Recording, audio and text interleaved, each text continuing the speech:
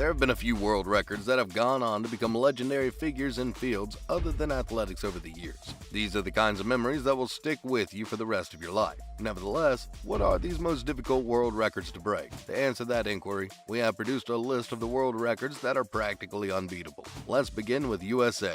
Florence Griffith Joyner, 10.49 seconds, 1988. Griffith Joyner finished second in the 200-meter dash competition at the Summer Olympics in Los Angeles in 1984. At the 1988 Seoul Olympics, she was victorious in both the 100-meter and the 200-meter events, and during the latter competition, she established two new records. At the U.S. trials, which were held in Indianapolis in July, Griffith Joyner smashed the world record with 10.49 seconds, making her nails almost as famous as she was. Her nails were long and colorful. She had retired from competitive swimming in 1989, the same year that information about out-of-competition drug testing was made public for the first time. She passed away unexpectedly in 1998 at 38 due to an epileptic seizure that occurred while she was sleeping. At number 2, we have Marita Koch of East Germany, 47.6 seconds, 1985. 5 times before she recorded her incredible mark of 47.6 in Canberra, Australia in 1985, the talented East German had already smashed the record. When it was eventually discovered that East Germany had been running a state-sponsored doping program, the integrity of Koch's time was questioned. Since then, only one woman, Frenchman Marie-Josée Pérec,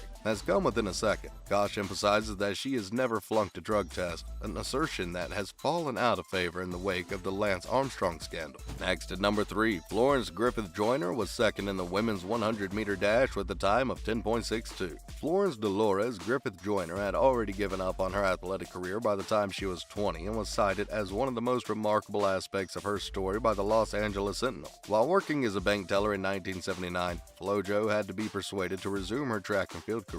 After waiting another 9 years, she finally broke the women's 100-meter dash record, crossing the finish line in 10.62 seconds, without the benefit of wind. It has been over 3 decades, but the record has not been broken. Although no one has broken the record, there have been some very close calls. In 2021, Jamaica Shelley Ann Fraser-Price ran a 100-meter dash in 10.63 seconds, according to Reuters. 200ths of a second are a lot in this race, and as ESPN observes, the event's outcome is frequently determined by how quickly you can react to the starting gun, which also shows how difficult it is to beat this record. Most impressively, FloJo broke her record later in the 1988 Olympics, when she ran the 100-meter final in 10.54 seconds. However, that particular run wasn't counted as a world record since it was regarded as wind-aided, meaning that she had the wind at her back. Moving on to Usain Bolt's 100-meter dash time of 9.63 seconds, ranked at number 4. There is no doubt that Usain Bolt holds the record for the fastest human speed. Bolt holds so many speed records that it's hard to believe. His retirement from the Olympic competition in 2017 is the only reason anyone will have a chance to win gold in future running events. Bolt has an unblemished record of achievement. When Bolt ran the 100-meter dash in 9.63 seconds at the 2012 Olympics, he set a new world record. That's the kind of work that usually stands the test of time. But Bolt has a backup plan.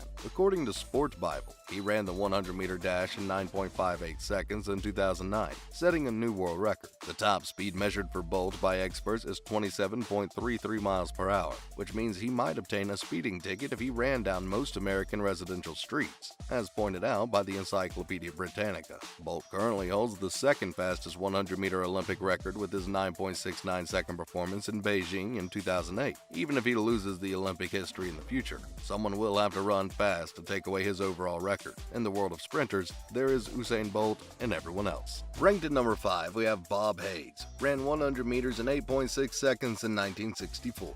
The Guardian writes that despite Bob Hayes' status as the reigning world record holder, he was an overwhelming underdog at the 1964 Tokyo Olympics. The first shoe he lost was a casualty of the adventure. Before the fight, Hayes and boxer Joe Frazier were joking around, and Hayes noticed that Frazier was missing a spike right before he put on his own. Eventually, Hayes borrowed a pair of running shoes from fellow runner Tom Farrell after he sprinted across town checking shoe sizes. Next, he was placed in lane 1 of the center track, the final Olympic event to use such a surface. Injuries injuries and slower progress were likely, given the ragged condition of his lane from the previous race. Despite all this, he broke the Olympic record for the 100-meter sprint that day. In retrospect, though, Hayes' performance as the anchor in the 4x100-meter relay race is the most remarkable highlight of his Olympic career. The United States was in 5th place when he took over, but they eventually won the gold thanks to his efforts. His final 100-meter time of 8.6 seconds is still the fastest ever recorded, even compared to Usain Bolt's records. At number 6, Kevin Young runs the 400-meter in 46.78 seconds. No one had ever finished the 400-meter hurdles in less than 47 seconds before Kevin Young showed up in Barcelona in 1992 to try. NBC Sports claims that Young had a sub-47-second practice run, so he knew he could do so in the actual race. As predicted, he completely dominated the competition and set a new Olympic and world record time of 46.78 seconds. There has been no challenge to the record in the intervening 29 years. In fact, it has been elevated to the status of a double record. According to World Athletics, this is the record for the longest continuously held track and field event. Barron's reports that Carson Warholm broke Young's world record with a 46.7 in Oslo in 2021, and other runners like Abderrahman Samba and Rai Benjamin have recorded runs under 47 seconds in their careers. Samba has broken the 47-second mark 9 times. Still, there's no guarantee that any of them will be able to replicate their performances while competing at the Olympics. Young is confident that his record will be beaten. However,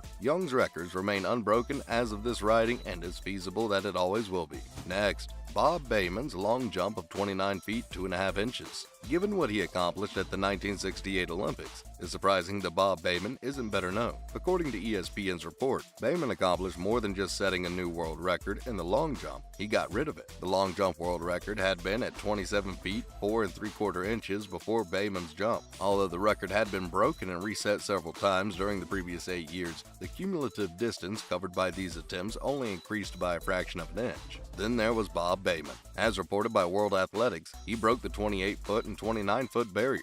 His new record is a staggering 29 foot 2.5 inches. If you want some perspective on this accomplishment, consider that not only has his Olympic record remained for almost 50 years, but the Olympics officials didn't even have a measuring instrument long enough to measure his jump. No one did anything as they looked for more tape measures to include Bayman in the record books officially. It should be pointed out that Bayman's record is an Olympic record. At the 1991 World Championships in Tokyo, Mike Powell set the record with a leap of 29 feet 4.5 inches. However, the likelihood of anyone else breaking Bayman's Olympic record is still extremely low. Finally, Ian Miller's 10 appearances. Though it would be extremely tough to break an individual record, some type of records seem a bit more certain than others because they don't hinge on minute changes in time or single points gained. According to Boston.com, equestrian Ian Miller holds the record for the most Olympic Games appearances with 10, spanning 40 years. The Olympics are a formidable challenge.